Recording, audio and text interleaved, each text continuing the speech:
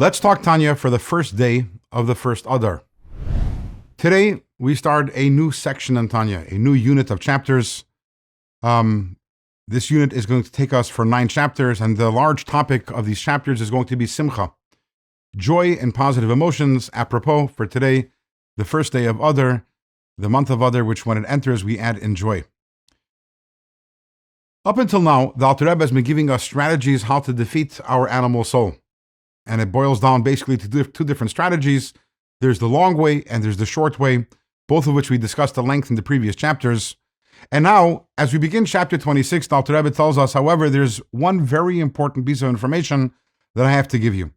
And that is that there's one ingredient which is so necessary in order to be able to serve God properly.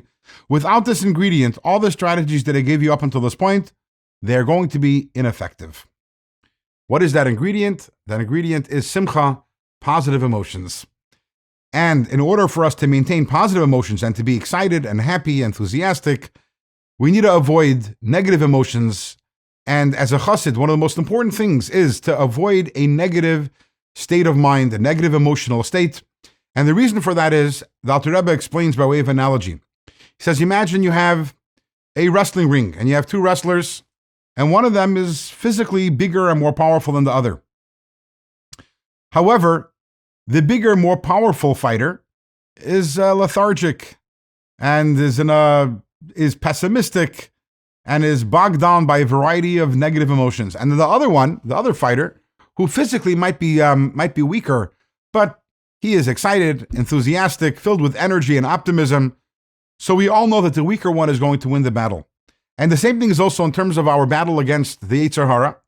That if we are entering the ring and we are bogged down by negative emotions, we are not going to be able to win the battle, even though that the godly soul is stronger.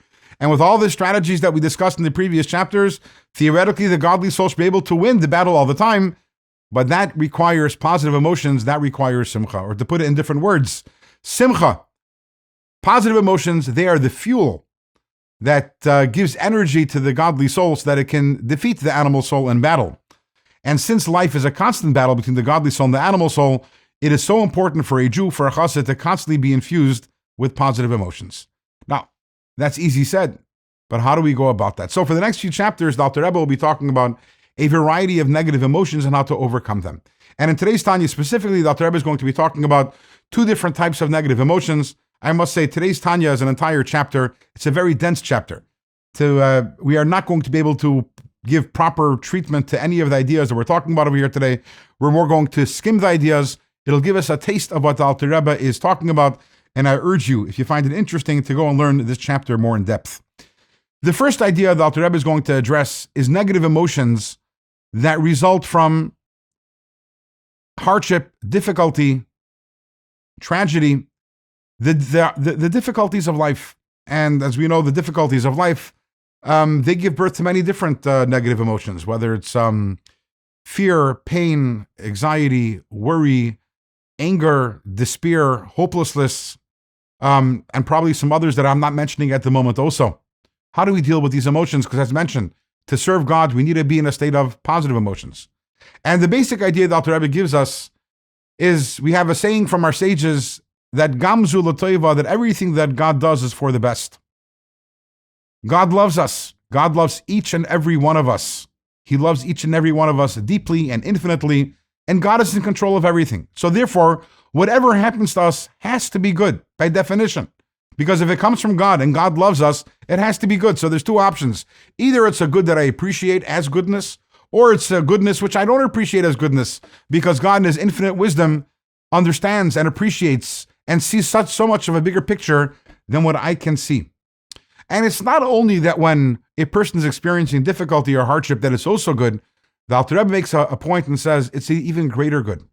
In the words of Kabbalah, it comes from Alma de Iskasia. It comes from the hidden world, which is higher than the revealed world, which is the source of revealed good. And the basic idea of this is that if it's something that I can appreciate as goodness, I'm limited, I'm finite. What can my brain actually grasp? What can I appreciate?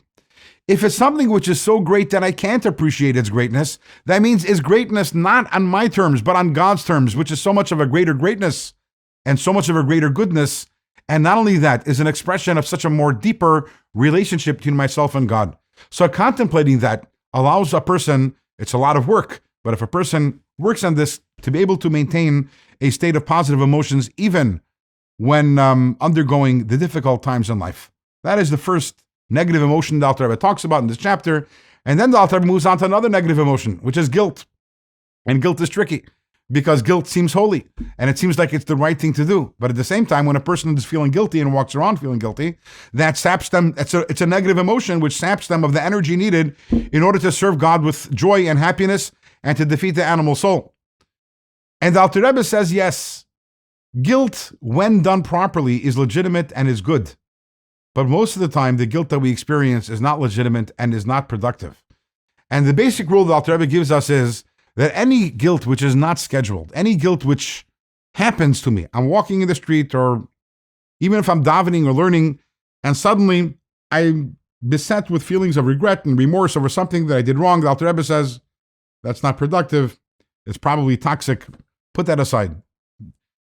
Your everyday life is not supposed to be consumed with guilt. Your everyday life is supposed to be with happiness, with joy. However, Alter Rebbe does say we should schedule times when we should focus on the things that we have done wrong. And again, scheduling means you set your alarm. We're going to begin at 10 o'clock at night and it's going to end at 10:30 at night. You're in control of the guilt. The guilt is never in control of you. And during that scheduled time, you take the time to think about what you've done wrong. And most importantly, to think about God, to think about how you've hurt your relationship with God. Think about how you've disappointed God because God has given you a mission and you've not done that. Take some time, think about it, be broken about it, but then ultimately you should realize once your heart is broken, realize God has forgiven you and your relationship has been restored, and that leads you to a place of even greater happiness because my relationship with God has been restored, God has forgiven me, and that allows you to move on in life from a place of positive emotions. Tomorrow we start chapter 27. We move on to another negative emotion, the negative emotion of shame.